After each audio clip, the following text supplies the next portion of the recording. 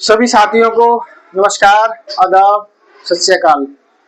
आप सभी लोग कैसे हैं? ठीक हैं, स्वस्थ हैं और आशा करते हैं कि आप सभी स्वस्थ ही रहेंगे। तो आज हमारी क्लास में सभी जानते हैं हम क्या पढ़ा रहे हैं और हमने पिछली दो क्लासों में आपको प्रैक्टिस सेट 1 और 2 कराए हैं। ठीक है, तो प्रैक्टिस 1 और प्रैक्टिस सेट 2, तो जो बेसिक चीजें थी हमने आपको बता दी। हर एक प्रैक्टिस सेट जो है पिछले प्रैक्टिस सेट से बिल्कुल अलग होता है। ठीक है ना? तो आप दोनों प्रैक्टिस सेटों को कंपेयर करिए और देखिए, अगर कोई भी चीज आपको समझ में नहीं आ रही है तो आप हमें कमेंट करके बता सकते हैं। ठीक है, एक चीज और, जो भी साथी स्टूडेंट इस चैनल में पढ़ रहे हैं उन सभी से निवेदन है कि वो वीडियो को पूरा देखें, क्योंकि ज्यादातर मैंने देखा है कि वो स्किप करके देते हैं तो आपको कुछ समझ में नहीं आएगा ना। ठीक है ना? आपके कुछ भी समझ में नहीं आएगा और आप बीच बीच में से वीडियो देख रहे हैं या आपने एक वीडियो छोड़ दी, दूसरी वीडियो देख ली, तो अब उससे भी आपको कोई फर्क नहीं पड़ेगा, आप कुछ नहीं सीख पाएंगे, क्योंकि हमारा जो लक्ष्य है वो शुरू से पढ़ा रहे हैं हम। ठीक है ना? कोई बीच में कुछ नहीं है, आप शुरू से वीडियो देखिए और पूरा अंत तक देखिए। ठीक है ना? तो आज हमारा प्रैक्टिस नंबर 3। ठीक है ना? तो वीडियो शुरू करने से पहले स्वागत है आपका हमारे चैनल माही कॉमर्स क्लासेस पे। अगर आप इस चैनल पर नए जुड़े हैं तो एक बार चैनल को सब्सक्राइब कर दीजिए। अगर जो भी हम आपको पढ़ा रहे हैं आपको अच्छा लग रहा है तो अपने नजदीकी दोस्तों, फ्रेंडों, मित्रों, अपने क्लास ग्रुपों में वीडियो को ज्यादा शेयर कर दीजिए। ठीक है ना? तो आज का प्रैक्टिस सेट है हमारा प्रैक्टिस सेट नंबर 3। इसमें हमने कुछ अलग गारंटी ली है। ठीक है ना? इसमें कुछ डिस्काउंट वाली भी है, कुछ मिक्स वाली भी है। ठीक है ना? कुछ अलग है। आपको जो भी प्रैक्टिस करा रहे हैं वो अलग अलग ही फॉर्मेट से बना हुआ है। ठीक है ना? तो शुरू करते हैं आज की वीडियो। तो इसमें हमने कुछ 8 जनरल एंट्री ली है, कुछ अलग सी।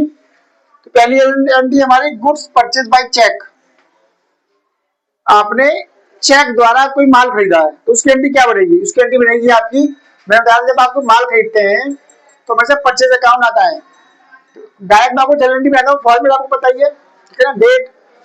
डेट पर्टिकुलर एलएफ और अमाउंट डेबिट अमाउंट क्रेडिट। ठीक है ना? तो मैं आपको जनरल एंट्री सीसी बना के दिखा देता हूं। तो पहली एंट्री हमारी क्या बनेगी?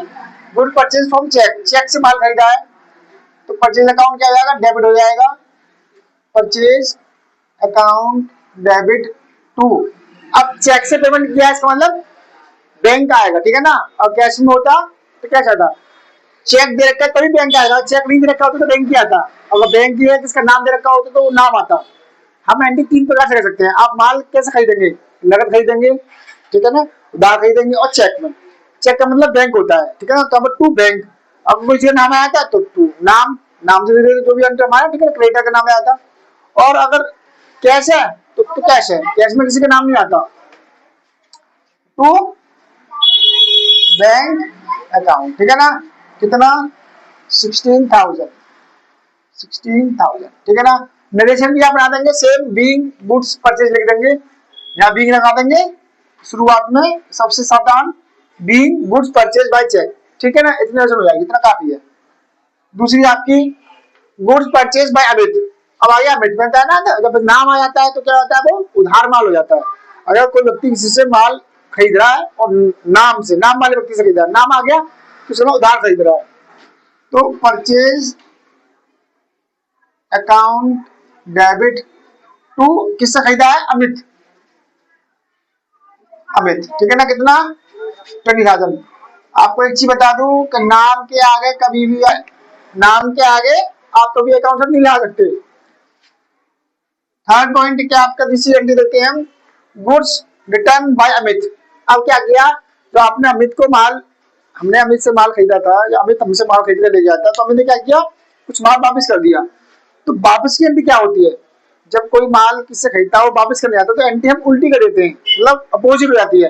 तो परचेज अकाउंट क्या होता है? डेबिट। अब परचेज अकाउंट क्या हो जाएगा? क्रेडिट हो जाएगा। ठीक है ना? तो अमित ने माल लौटाया है, अमित डेबिट टू, इसका उल्टा कर देंगे, परचेज रिटर्न अकाउंट। ठीक है ना? 4,000 का माल उसने वापस कर दिया। ठीक है? क्योंकि जब कोई माल वापस करता है और खरीदने वाला माल वापस कर रहा है तो जो खरीदने वाले का नाम ठीक है, नकद में आ रहा है तो कैश, अगर कोई व्यक्ति नाम वाला है तो नाम, उसका name, creditor name, account debit to purchase return account. ऐसे अगर सेल्स में होता है तो सेल्स में आप कहते हैं एंटी उल्टी कर देते हैं, यानी कि सेल्स हमेशा क्या होती है, क्रेडिट होती है। जब वो वापसी होगी तो सेल्स रिटर्न अकाउंट डेबिट हो जाएगा और नाम वाला या कैश क्रेडिट हो जाएगा, ठीक है ना। चौथी एंट्री हमारी डिस्काउंट वाली एंट्री हमने बनाई है। पिछली वीडियो हमने आपको डिस्काउंट वाली एंट्री बता रहे थे, तो कुछ टेक्निकल की वजह से वीडियो पॉज हो गई थी, ठीक है ना। फिर हमने आपको इसलिए इसमें नई एंट्री बताई है। तो देखेंगे, मैंने बताया था आपको कि हमेशा डिस्काउंट है वो कैश के साथ चलता है। अब ये मानिए कि आपको डिस्काउंट की एंट्री कैश के साथ करनी है, ठीक है ना।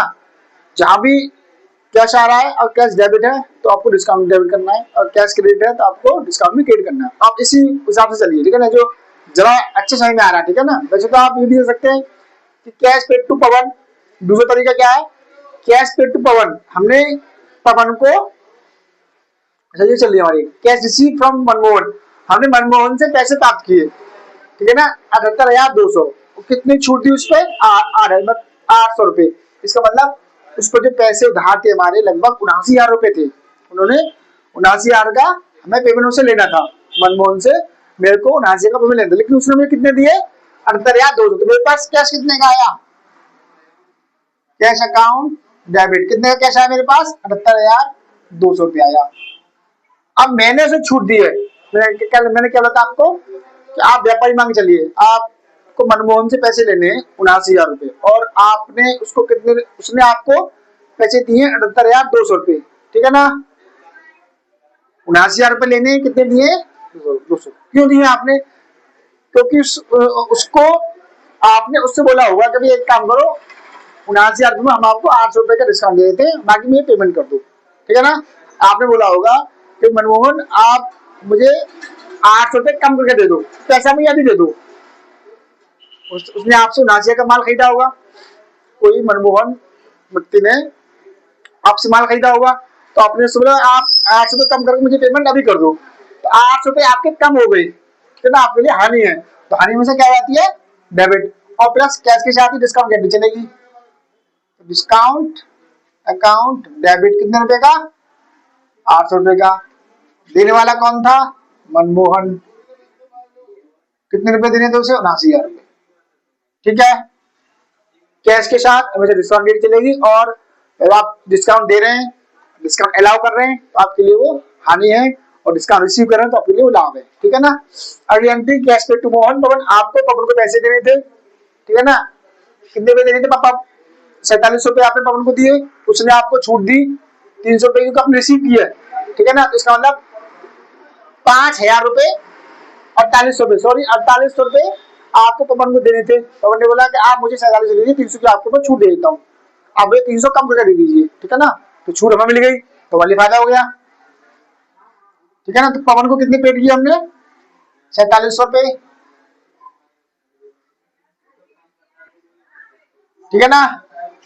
पवन को, पवन पाने वाला हो गया, देने वाला हो गया, पवन को मिले हैं, तो पवन कौन हो गया, पर्सनल अकाउंट का नियम क्या कहता है, डेबिट द रिसीवर। रिसीव कौन कर रहा है, पवन कर रहा है, क्योंकि कैश पेड टू पवन को हो रहे हैं। अब कितने रुपए कैश किए टू डिस्काउंट,